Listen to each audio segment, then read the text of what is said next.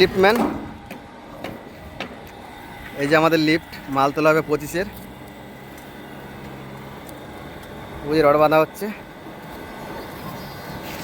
Lift নামছে রোদের মধ্যে। দেখো কেমন রোদ, চারিদিকে কাজ হচ্ছে। ওদিকে রড বাঁধা, এদিকে সিন্টারিং, মাল বাঁধা হয়ে গেছে। এই যে এটা মাল উঠছে, রড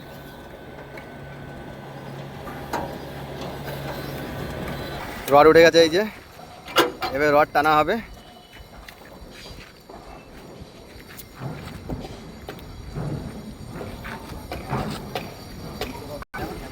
রড টানা হচ্ছে এই রোদের মধ্যে। মাল পুরো তোলা হয়ে গেছে উপরে।